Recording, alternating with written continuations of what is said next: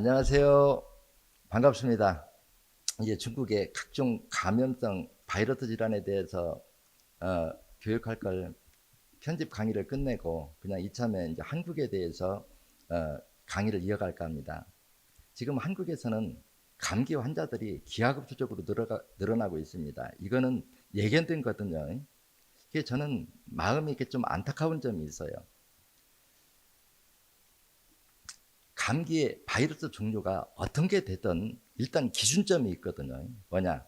100명이 감염돼서 30명만 살아남을 수 있다면 우리 인체의 면역 기능을 최대한 활성화시키면 우리 인체 스스로 모든 질병을 물리치고 예방할 수 있는 능력은 우리 인간이 태어날 때부터 본질적으로 진화 발전시킨 내용이라는 거예요. 우리 인체에 본질적으로 가지고 있는 그 면역 기능을 절대 무시하면 안 된다는 거예요. 그래서 어떤 병도 우리가 약이나 치료법으로서 이렇게 접근하는 거와 우리 인체의 면역 기능을 최대한 극대화시켜서 내 몸이 어떤 세균이나 바이러스의 종류와 관계없이 다 물리칠 거를 이런 방법으로 접근한다고 하면 심천생리학이 새로운 학문으로 여러분들이 귀에 와닿을 수 있을 겁니다. 저는요, 이번에 전 세계적으로 이렇게 많은 분들이 감기 바이러스로 이렇게 감염이 되고 했어도 저는 백신 한번 맞아본 적 없습니다. 심지어 감염이 된 사람한테 제 몸을 사혈하라고 마스크도 쓰지 않은 채 거부합니다. 저는 모든 사람이 이렇게 하라는 것은 아니에요. 그런데 제가 이런 심천생리학을 전 세계에 이렇게 보급하는 입장에서 내가 직접 실천하고 내 몸으로서 보여줌으로써 많은 사람한테 이해력을 주기 위해서 이게 이 정도로 두려운 병이다 하는 거, 두려운 병이 아니다 하는 것을 알려주기 위해서 하는 거거든요. 근데 심천생리학의 시각으로 보면 현대의학은 우리 인간은 가면 갈수록 면역 기능이 떨어질 수밖에 없고 동물의 전염병처럼 많은 사람이 감염이 돼서 일시에 큰 피해를 입을 수밖에 없는 방향으로 지금 막 썰물처럼 밀려가고 있거든요.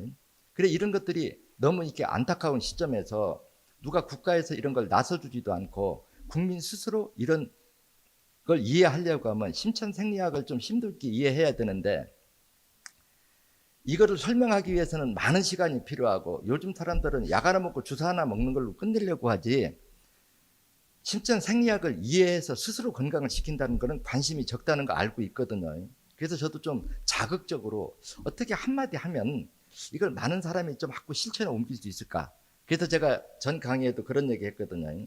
전 세계적으로 이렇게 많은 사람이 감염되고 이렇게 많은 사람이 죽었을 때 자기가 가지고 있는 종교한테 기도하는 거하고 예방 백신 맞는 거하고 사회라는 거하고 이 각종 바이러스 감기, 바이러스 감염성 질환에 감염이 되지 않고 우리가 예방하는 효능이나 치료하는 효능이 누가 더 강할 거냐? 저는 100% 기존에 있는 방법보다는 100배, 1000배 심천생리학이 치료 효능이 예방과 치료 효능이 강력하다 확신하고 있어요. 그렇기 때문에 마음이 더 답답한 거죠. 사람이 어떤 감염성이 이렇게 유행할 때 아무런 내가 예방할 수 있는 방법이 없을 때는 두려움과 공포로 와닿을 수 있어요. 하지만 이런 것들이 왜 유행하고 이거 사회를 하면 왜 이게 예방이 되고 왜 치료가 되는가 하는 거거든요. 여러분들이 궁금하면 제가 병원에 다니는 기록은 의료보험공단에 다 있을 겁니다. 여러분들 띄워보십시오. 치과 외에는 거의 간 적 없습니다. 이 나이 먹도록요. 그리고 어떤 나이가 이게 든 사람들이 이 감기 바이러스에 대해서 예방접종을 하라고 그렇게 연락 와도 한 번도 맞은 적도 가본 적도 아예 없어요. 왜냐? 그런 것들의 효능보다는 이 사회라는 것이 오히려 더 예방하고 치료하는데 치료 효능이 강력하다고요. 그래서 저는 여러분들한테 이치를 모르면 이런 제안을 하고 싶어요. 원래 건강한 사람들은 몰라요, 효능을. 근데 이미 1년 중에 감기를 3, 4개월 달고 다니는 이런 사람들만 모아서 32번, 4번, 18번만 사혈하고 그 사람들이 같은 환경에서 감기에 걸리나 안 걸리는가 보라는 거예요. 또 이미 감기가 걸린 사람도 32번, 4번, 18번을 빼주고 효과가 치료 효능이 얼마나 앞당겨지고 고생을 적게 하는지요. 이런 거를 안다고 하면은 이 신천 생리학의 4.16법이 치료 효능이 얼마나 강력한가를 여러분들 실감할 수 있을 겁니다. 지금 중국 같은 경우 이게 감기 바이러스로 많은 국민이, 그러니까 전 국민의 60% 정도가 폐결절 증세를 가지고 있다고 그래요. 근데 저는 현미경도 없고 아무것도 없습니다. 우리 인체를 어떻게 만들어져서 어떻게 생명이 유지가 되고 건강을 유지하는가, 그 원리를 정리했거든요. 근데 많은 사람이 감염된 후에 60% 정도가 폐결절 증세를 가지고 있다. 이 말 한마디에 답이 있다는 거예요. 뭐냐? 그 감기 바이러스가 폐를 갉아먹었을까? 아니면 감기 바이러스가 폐 속에 있는 지방 단백질, 그러니까 폐 보호막에 있는 그 영양분을 먹고 소화시킨 배설물이 강산성이기 때문에 그 강산에 의해서 지방 단백질이 폐의 그 구조물을 녹였을까? 두 가지를 판단해 보거든요. 근데 정답은 그 바이러스의 배설물이 폐 조직을 녹였다. 저는 이렇게 진단하고 있어요. 그러면 우리 몸이 그런 바이러스의 배설물에 대해서 강산을 전혀 방어할 수 있는 능력이 있느냐 없느냐, 그리고 바이러스가 한 마리가 배설한 거와 1000마리가 배설한 거의 차이점은 분명히 있을 수밖에 없어요. 제가 우유에 대해서도 이런 말을 자주 하죠. 우유에다가 시구, 떫고, 쓰고, 아리고, 식초가 중산인데, 식초가 우유를 응고시키는 기능은 있는데 너무 소량을 넣으면 응고되지 않는다. 그게 다 응고될 만큼이 꼭지점 수치다. 그러면 이거는 우리가 이제 중산에 응고시키는 기능이고, 그러니까 식초는 제가 중산이라고 하고 과산화 수소를 강산이라고 그러죠. 강산은 어때요? 모든 물질을 녹이는 거죠. 그래서 지금 전 세계적으로 대유행하고 많은 분들이 폐결절로 나타나는 거는 그 바이러스가 자기가 필요한 영양분을 먹고 소화시킨 배설물이 강산인데, 강산이 주변 조직을 녹여다가 굳으면 이게 결절 상태의 증세로 나타난다. 이렇게 진단하고 있다는 거예요. 근데 여기서 여러분들이 핵심적으로 이해할 필요가 있어요. 우리 인간도 자연의 일부고, 개나 소나 고양이나 각종 모든 동물들 코로도 똑같이 각종 바이러스가 감염되고 폐 속으로 들어갈 수 있다는 거예요. 또 인간과는, 고양이나 개나 이런 건 애완견으로 기르는 동물들은 우리보다 그게 더 감염에 취약합니다. 그런데도 그놈들은 감염이 되고도 아무런 증상이 없다. 근데 우리 사람도 어떤 사람은 감염이 돼도 쉽게 넘어가고 어떤 사람은 죽음까지 이르러요. 이 차이는 뭐냐? 제가 구분해 주는 게, 내가 물고기 비유를 해주죠. 물고기가 그 오염된 물속에서 이렇게 살아도 피부질환이나 바이러스 감염이 쉽게 감염이 안 됩니다. 그러면 그 1차 보호막이 뭐냐? 물고기에 보면은 마치 우리 코 가래 그 성분처럼 미끌미끌한 성분이, 지방 단백질이 전신을 보호하고 있어요. 이게 1차 보호막이라는 거예요. 그래, 이 보호막이 완벽하면은 혈액 안으로 들어갈 수가 없죠. 일단 혈관 안으로 들어온 거는 우리가 2차 감염으로 익혀봐야 돼요. 우리 면역 기능을 기준할 때. 그래서 치료 방법도 우리가 1차에서 이걸 예방해버리면, 그럼 이런 물고기만 이런 기능이 아니고, 사실 따지고 보면 우리가 소나무도 보면은 소나무에 작은 그 애벌레들이 소나무 표피를 뜯고 들어갑니다. 뜯고 들어가면 뭐가 반응하느냐? 1차적으로는 소나무 송진이 나와서 그놈을 감싸버려요. 이 소나무 송진이 하는 역할이나 물고기의 그 피부에 미끌미끌한 그 지방 단백질이 하는 거나 외부에서 1차 방어하는 기능은 동일하다는 거예요. 근데 이런 기능이 우리 인간도 있다는 겁니다. 어디에 있느냐? 기관지에 있는 가래가 그 역할을 한다는 거예요. 그래, 가래의 농도가 묽을 때는 세균이 됐든 바이러스의 어떤 종류가 됐든 먼지가 됐든 이물질을 흡착을 해서 우리가 의식하지 못하는 사이에 끊임없이 식도로 넘기면, 이런 각종 감기를 유발시키는 이런 바이러스는 폐 속에 들어가야만이 대량 번식이 가능하지, 위로 들어가면 죽을 수밖에 없어요. 환경이 뭐냐? 위에 침에는 침산, 위에는 위산, 장 속에 들어가면 각종 미생물이 먹고 산 그 배설물, 먹이 활동, 이것 때문에 번성을 할 수가 없는 거예요. 이놈이 먹고 산 배설물이 대변에서는 잡힐 수 있지만 우리 몸에 들어간다고 하더라도 식도로 들어가면 죽을 수밖에 없고, 기관지로 들어가야만이 대량 번식이 가능하다는 거예요. 그래 이 기관지로 들어갈 때 가래의 농도가 묽으면 이놈을 흡착해서 우리가 의식하지 못하는 사이에 식도로 넘기기 때문에 자연 발생적으로 우리가 1차 방어가 형성이 돼요. 근데 32번, 4번, 18번 위치에 말초 모세혈관이 막히고 피가 돌지 못하면 산소 공급이 안 되고 산소 부족으로서 세포들이 영양분을 소화 연소, 이거 화학 반응이거든요. 이 화학 반응에 의해서 우리가 36.5도의 열이 발생하는데 말초 모세혈관이 막혀서 산소 공급이 차단되면 온도가 떨어져요. 온도가 떨어지면 가래의 농도가 뻑뻑해지고 또 뻑뻑한 상태에서 우리가 호흡을 하게 되면 건조한 공기가 들락날락하면 어때요? 가래의 그 표면이 건조가 되겠죠. 이 건조된 상태는 먼지가 됐든 세균이든 바이러스든 흡착이 될 수가 없다는 거예요. 그러면 이제 이런 바이러스나 세균 이물질들이 폐에 가서 이제 증식을 하게 되면 그놈이 지가 필요한 영양분을 먹고 소화시킨 배설물이 강산이기 때문에 폐의 조직을 녹이는 게 지금 대유행하는 감기의 증세다. 저는 이렇게 하고 있어요. 그러면 그 1차 방어는 어때요? 32번, 4번, 18번만 해줘도 전 인구가 백신 맞는 것보다 사회의 효능이 뛰어나다 하는 걸 읽어주는 거고, 어떤 사람은 감염이 되고도 살아남고 어떤 사람은 감염이 되고도 살지 못한 사람이 있어요. 이거는 뭐냐? 면역 기능. 우리 인체에 항체가 외부에서 들어온 세균이나 바이러스를 잡아먹는 걸 우리가 항체 또는 백혈구 이렇게 호칭을 합니다. 그러면 이게 백혈구라는 것도 한 종류가 아니고 그냥 다양한 종류가 있거든요. 이놈들이 외부에서 들어온 세균이나 바이러스를 그 잡아먹는 힘은 혈액 속의 산소 포화도가 결정해요. 산소가 풍족하면 힘이 왕성하고 산소가 부족하면 항체가 있다고 하더라도 힘을 쓸 수가 없기 때문에 면역 기능을 발휘할 수 없다는 겁니다. 그러면 혈액 속의 산소 포화도는 무엇이 결정하느냐? 피의 맑기. 피의 맑기는 무엇이 결정하냐? 가장 주요 장기는 신장과 간이 피를 여과하는 기능이 결정한다는 거예요. 그래서 본질적으로 2차 방어에 힘이 약한 사람들은 신장과 간의 기능을 회복시켜서 혈액이 맑음으로써 피 속의 산소 포화도가 높여주게 해주면 기존에 있는 항체가 최고 힘을 쓸 수 있는 환경을 조성해 주는 거다. 근데 이제 우리 몸에 침투하는 바이러스의 종류가 끝도 없어요. 끝도 없이 돌연변이가 만들어져요. 이거에 대해서 우리가 일일이 만들어서 대응하지 못하면 방법이 없지 않느냐 이렇게 생각할 수 있거든요. 근데 제 강의 속에서 자연의 생리 이치를 구분하면 당신 뱃속에는 지구상에 있는 모든 세균이나 바이러스를 다 넣고 사는 줄 알아라. 제가 이 말을 자주 하거든요.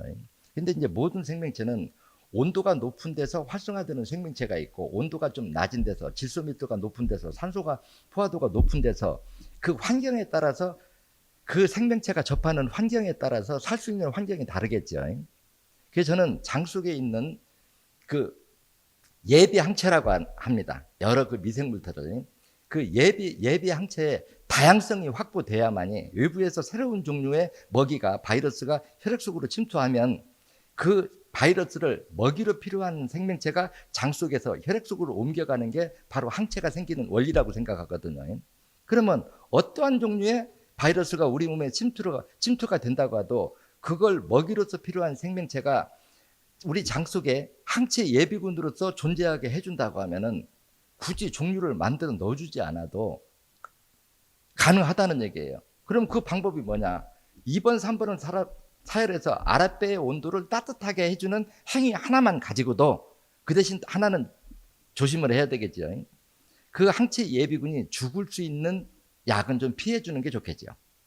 그래서 제가 닭이나 소 같은 각종의 질병을 예방한다고 항생제를 상지에 섞여 먹이면 항체 예비군이 존재할 수 있겠느냐. 국가로 보면 군대가 없는 국가다.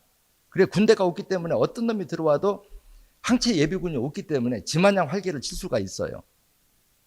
그래 우리 인간도 짐승처럼 그렇게 세균이나 바이러스를 죽이는 쪽으로만 자꾸 이렇게 의학을 발전시키다 보면은 동물처럼 전염병이 오면 그냥 끌어다 물을 수밖에 없다는 얘기를 제가 30년 전에 녹화한 것도 지금 얘기한 얘기와 거의 99% 비슷한 얘기를 하고 있거든요. 그래서 저는 제 몸으로 이렇게 보여주면서도 그러거든요. 여러분들도 알다시피 중국 사람들이 많이 감염이 돼요. 현실적으로 통계로 봐도 그렇고요. 근데 이분들이 저한테 교육을 받으러 오면은 그게 감염될 제일 취약성이 있는 사람이 저예요. 왜냐? 오랜만에 만나면 포옹하자고 껴안는 사람, 악수하자고 달라드는 사람, 독사진 찍자, 또 아니면 단체 사진 찍자고 하면은 저 마스크 안 끼고 내 주변에 악수하고 다 붙어 있어요. 근데 저 감염됐냐고요? 그러면 제 코라고 해서 감기 바이러스가 안 들어올 거냐? 아니죠. 들어와요. 들어오면은 봤어요. 목구멍에서 약간 간질간질하고 따끔따끔한 증상이 옵니다.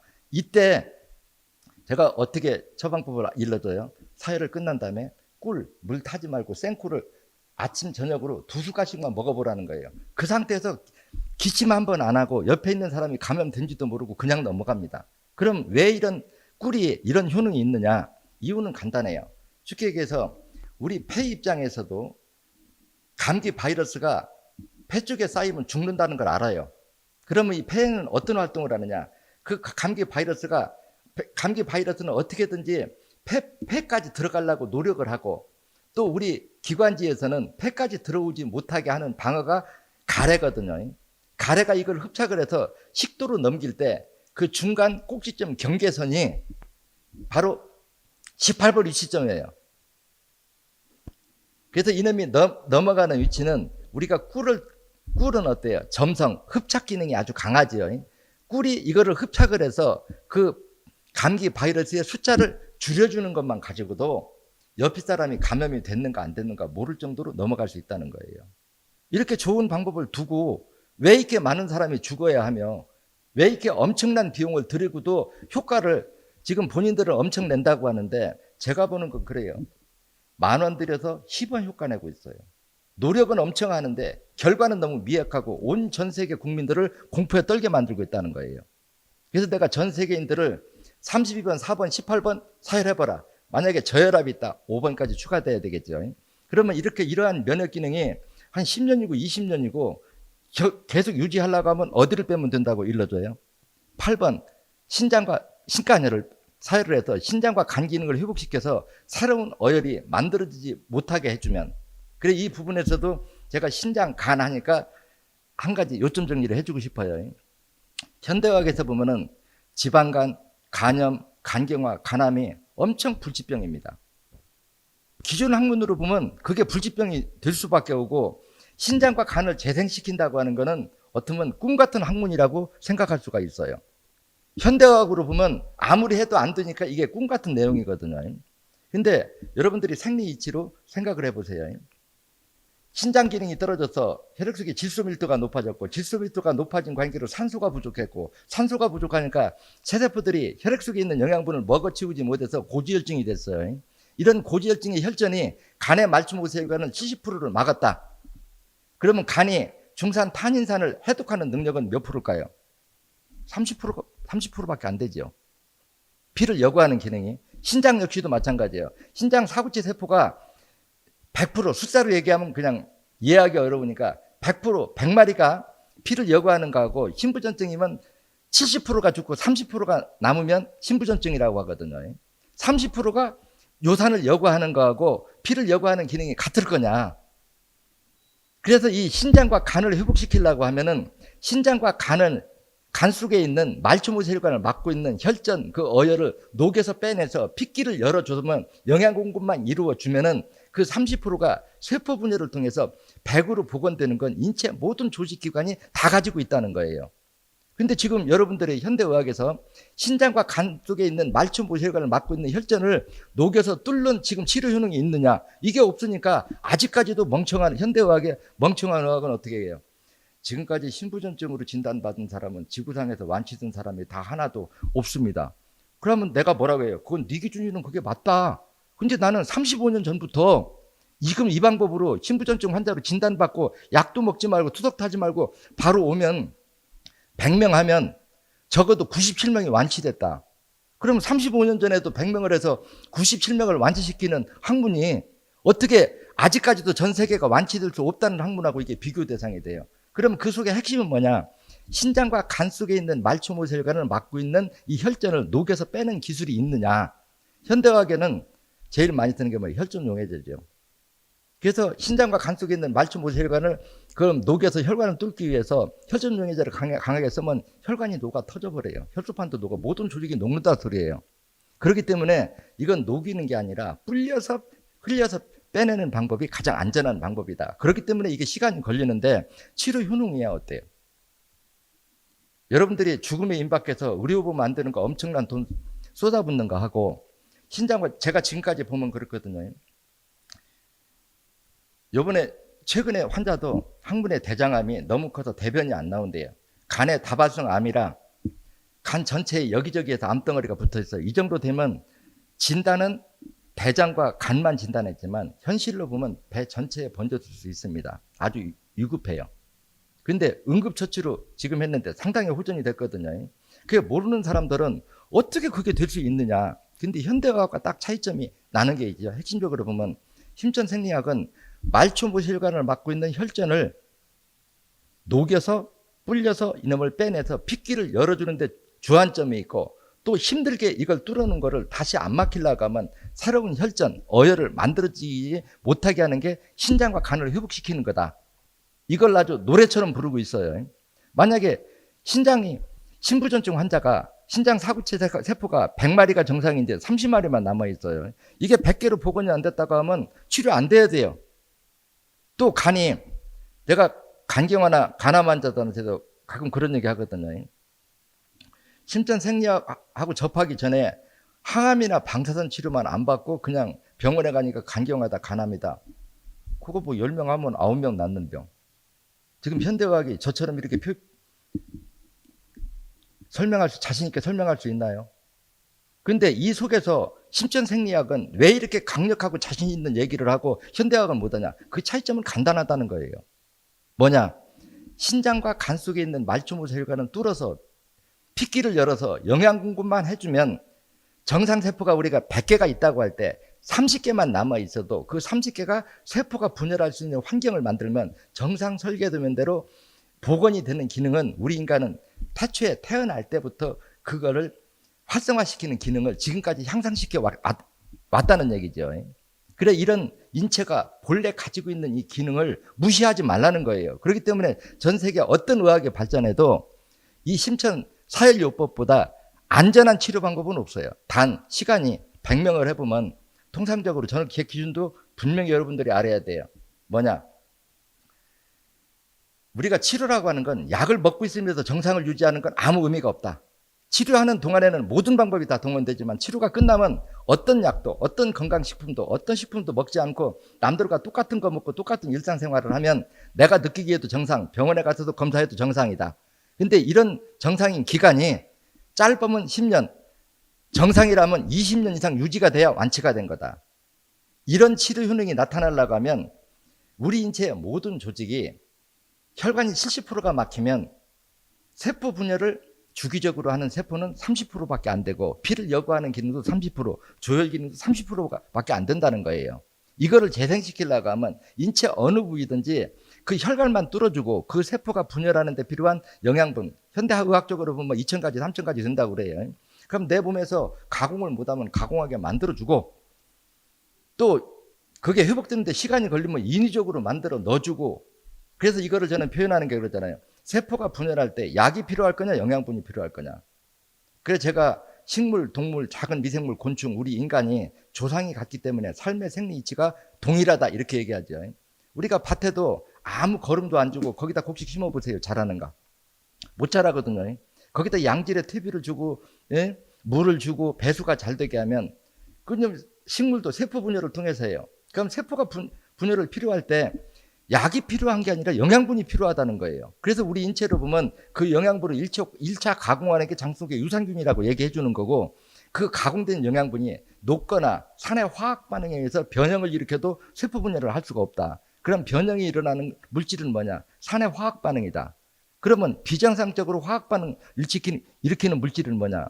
신장은 요산, 약산, 간은 중산, 탄인산이라는 거예요. 이래서 신장과 간의 간 세포들이 다시 세포 분열을 통해서 복원이 돼서 피를 여과하는 기능을 정상화시키면 어혈이 만들어지는 걸 90% 정도는 줄일 수 있다는 거예요. 그래서 인체 말초모혈관을 100으로 볼 때 90% 이상이 막히면 심장의 피를 당겨도 딸려올 수 없고 품어도 나갈 수가 없으면 심장이 멎어도 죽는 건 누구도 피할 수 없어요. 그런데 우리는 나이가 들수록 마치 모래시계처럼 자기 나이 퍼센트만큼 90%가 막힐 때까지 살다가 죽을 수밖에 없는데, 우리 인간도 말초모혈관이 막히는 걸 스스로, 인체 스스로 뚫을 능력이 없고, 나무는 수관이 막히는 걸 뚫을 수 없기 때문에 모든 생명이 일정 수명이 정해져 있는 거지만 영양 공급이 이루어진다고 하면 세포 분열은 영생구조다 이렇게 정리를 해주잖아요. 근데 이 말귀를 이렇게 못 알아듣나요? 그래서 전 세계 의사들이 장기가 못하는 걸 대신하는 약을 아무리 만들어줘도 장기의 기능 자체를 회복시키는 학문하고는 비교 대상이 될 수가 없는 거죠. 그러니까 제가 전 세계 현대의학을 가장 공부 많이 한 사람이 노벨 의학상 받은 사람일 거다. 노벨 의학상 받은 사람 100명하고 내 공부 배운 사람하고 병 고치는 거 한 명하고 시합에서 이길 자신 있으면 와봐라 그러잖아요. 근데 이러한 학문이 왜 지금 활성화가 안 돼요? 우리 인간이 질병이 의사들 돈이나 벌어먹고 살으라고 학문이 의술이 필요한 건가요? 국민 건강 발전을 시키자고 있는 거죠. 그래서 신천생리학도 장점이 있고 단점이 있어요. 현대의학은 응급처치에 아주 강합니다.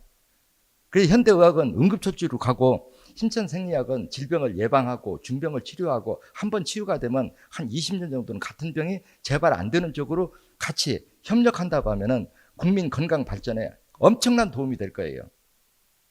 그러면 이 말을 요점 정리해 봅시다. 앞으로 각종 감기 종류, 여러분들 머릿속으로 종류 그거 따질 거 없어요. 기존에도 어때요? 그 바이러스 종류가 몇 번이나 바뀌었을까요? 그럼 바뀐 종류마다 새로운 종류, 그 백신을 끊임없이 만들 건가요? 그런데 그렇게 엄청난 과학적 기술과 엄청난 비용을 들인 우리가 예방 효능과 과연 32번, 4번, 18번 빼주는 예방 효능이 누가 강하냐? 저는 신천생리학이 100배, 1000배 강하다고 확신해요. 그리고 그렇게 예방하고 치료하는 효능을 오래 지속시키고 싶다고 하면 신장과 간을 재생시켜라. 그래서 신장과 간이 재생됐다고 하면 어때요? 신장과 간의 말초모의 혈관을 예를 들어 70%가 막히면 비여가 기능은 30%입니다. 그럼 혈관이 뚫리는 대로 피가 맑아지면 그래서 자신이 신장이 제 기능을 하는가 간이 제 기능을 하는가는 자기 피부를 보고 알 수가 있어요. 근데 현대의학은 신장과 간이 말기 현상이 되지 않으면 병으로 진단이 안 나오거든요. 그래서 병원에 의사가 건강하다고 하니까 내가 실제 건강하냐 내가 이렇게 반문을 많이 하거든요. 그래서 간 기능이 떨어지면 눈 밑에 다크서클이 생긴다든가 입술이 검어진다든가 생리혈이나 거기다가 피부에 염증, 뽀드락지 이런 것들이 많이 생기고 그 전 단계는 알레르기, 피부 과민 반응 이제 이런 것들이 일어나거든요. 그러면 이 피부 상태가 깨끗하지 못하는 건 염증 반응이 일어나고 배가 나오는 거는 모두 간 기능이 떨어진 3차 합병증이다. 이게 왜 이런 현상이 일어나는가 설명하려고 하면 내가 몇 시간 설명해야 돼요. 그리고 또 신장 기능이 떨어지면 허리가 둘개가 굵어지고 만성 피로가 오고 고지혈증이 되고 체중이 늘어나면서 허리 라인이 없어져요. 이건 신장 기능이 피부가 처지는 것까지는 신장 기능이 떨어진 합병증이에요. 피부가 창백하고 누런빛이 돌아가는 거는. 그러면 신장과 간이 회복되면 피부가 깨끗하고 늘어진 피부가 올라붙고 허리 라인이 생겨야 되고 간이 회복되면 염증, 뽀드락지 아니면 검버섯, 멜라닌 색소가 과도하게 침착된 거예요. 이런 것들이 다 떨어져 나가야 되고 배가 들어가면 간이 회복됐다고 진단할 수 있어요. 그러면 우리가 신장과 간이 배 속에 있다고 해서 외부를 보고 그 기능이 얼마나 하고 있는지 얼굴을 보고도 못 알아본다고 하면 내 기준으로 보면 바보죠. 그러면 이 말 속에 여러분들은 어떻게 진단할 수가 있어요? 자신이 얼굴이 남들보다 검다, 여드름이 많이 난다, 아니면 말초모 혈관이 팽대다, 피부가 뿔긋뿔긋하다, 알레르기 반응이 있다, 아니면 또 멜라닌 색소가 과도 침착돼서 저순꽃, 검버섯이 유난히 많다. 이걸 간 기능이 떨어지는 합병증이라고 내가 진단했어요. 간이 회복되면 이 증세 없어질까요? 안 없어져야 될까요? 당연히 없어져야죠. 그리고 허리가 없어졌다. 허리가 원래 짤로간이 되는데 일자가 됐다. 이거 신장 기능이 떨어진 합병증이라고 얘기한다고 하면 신장 기능이 회복되면 다시 생겨야죠. 그게 올바른 진단 시각과 치료 시각이 일치하는 겁니다. 그래서 저는 이런 신천생리학이 우리나라뿐 아니라 전 세계적으로 이게 보급이 돼서 국민 건강에 좀 많은 공헌을 했으면 싶고, 만약에 이게 그렇거든요. 우리나라에서 우리가 보건복지부에서 신천생리학을 인정하고 뒷받침이 돼줘서 치료 효능을 입증해 준다고 하면 전 세계가 이걸 받아들이는데 엄청나게 빠를 거예요. 근데 지금 현실은 어때요? 내가 못 고치는 병 남이 고칠까? 내가 못하는 거 남이 할까 두렵지요. 그러니까 제가 짜증이 나니까 자주 입 밖에 내는 말이 있거든요. 지 고혈압 당뇨도 못 고치면서 무슨 남의 건강을 책임진다고 하느냐. 지 알레르기 비염도. 심지어 내가 노벨 의학상 사람 100명하고 내 공부 배운 제자하고 병 고치는 거 시합하면 병명을 뭐를 대는 줄 알아요? 간경화, 간암, 신부전증, 백혈병, 혈액암. 단 항암이나 방사선 치료를 받기 전 사람들을 택하면 내가 100% 내 제자가 이긴다고 그러잖아요. 나하고는 경쟁 상대가 되니까 꿈도 꾸지 말라는 거예요. 나한테 배운 그 지식만 가지고도 올바르게 배우면 이런 치료 효능이 있는 게 이게 왜 대중화가 안 됐냐는 거예요. 저도 제 입장에서 솔직히 얘기하면 그래요. 이제 너무 이 일을 오래 하다 보니까 저도 좀 지쳐 있어요. 그러고 또 한편으로는 내가 굳이 이걸 끝까지 해야 될 이유가 뭐냐 이런 반발감도 있거든요. 뭐 고통받다 죽으면 뭐 지 팔자지 내 팔자도 아니고 죽으면 지가 죽지 내가 죽는 것도 아니에요. 그런데 한번 생각해 보세요. 전 세계인이 그 감기 바이러스의 종류가 수십 번 바뀌면서 많은 사람이 죽어도 나는 백신도 안 맞고 마스크도 안 끼고 그런 감염된 환자를 악수도 하고 포옹도 하고 사진도 찍고 태연하게 있어요. 그러면 내가 벌써 죽었어야죠. 현대의학에 보면 다 불장난한다고 할 거예요. 근데 물론 이제 의학을 공부하는 사람이 있겠다 죽는 사람이 더러 있죠. 그래서 저도 기준점을 잡아주잖아요. 각종 바이러스 감염성 감기 증세에 감염이 돼서 100%가 다 죽으면 우리 방법도 적용이 안 돼요. 단 30%만 남아있으면 예방도 가능하고 웬만큼 진행이 됐어도 신천생리학을 모든 걸 동원하면 현대의학보다는 10배, 100배 치료 효능이 강력하다. 근데 단 문제는 시간이 오래 걸려요. 그러면 이 단점을 보완하기 위해서는 어때요? 우리가 여러분들도 밤낮 예방하잖아요. 걸려서 고생하느니 미리 빼줘서 아예 아무 바이러스도 감염이 안 되게 만드는 방법이 뭐라고 제시해줬어요? 32번, 4번, 18번 빼줘봐요. 그러면 이게 감기만 안 걸릴까요? 제가 보면 TV다 보면 참 한심스러운 거 많아요. 가수가 노래 부르다가 성대 결절이 돼가지고 가수 생활을 못해서 고통받고 있다. 이거 4번, 18번 빼보세요. 치료가 되나 안 되나. 밤새도록 술 먹고 고래고래 감질러서 목이 쉬어서 목소리가 안 나와도 어혈만 나와준다고 하면 한 번 빼고도 어혈만 나와준다면 바로 그 즉시에 목소리 다시 돌아옵니다. 왜 그러냐? 혈관이 막혀서 피가 못 돌면 산도가 높아지고 산도가 높아지면 성대가 딱딱하게 굳어서 떨림 현상이 안 일어나요. 그 심천생리학에도 내가 시간을 주고 예를 들어서 각각 현상마다 이런 현상이 사회를 좀 왜 치료가 되는가를 설명을 하려고 하면 내가 400시간이 필요한데 여러분들이 그런 공부는 하기 싫어해요. 그냥 결과만 얻으려고 한단 말이에요. 그러면 내가 이거를 어떻게 답변해요? 절대 이 심천생리학을 완벽하게 이해하기 전까지는 절대 자기 생각 보태지 마라.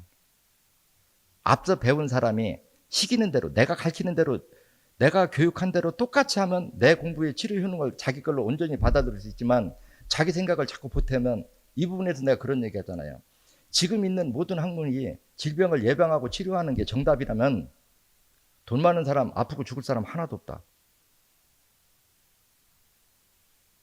그런데 왜 돈이 많든 적든 모든 사람이 감염이 되고 질병이 고혈압, 당뇨 하나도 예방을 못하고 치료도 못하느냐.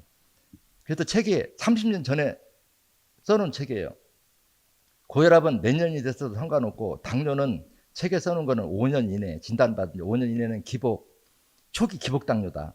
이때 해보면 97%가 당뇨약을 먹지 않아도 당수치 안 올라가요. 근데 요즘은 이제 그 말초모 세력을 뚫는 기능이 식품이 이제 많이 발전했기 때문에 이 식품만 잘 활용하면은 한 8년, 9년이 돼도 완치율이 한 90% 이상이 되더라고요. 그래서 말이 이제 그때하고는 많이 바뀌었죠. 당뇨를 진단받은 요즘에는 한 번 7, 8년까지도 거의 한 90% 이상 치료가 가능하다. 30년 전에는 이제 5년 이내로 잡았는데 요즘은 이제 한 3, 4년 늘어났죠.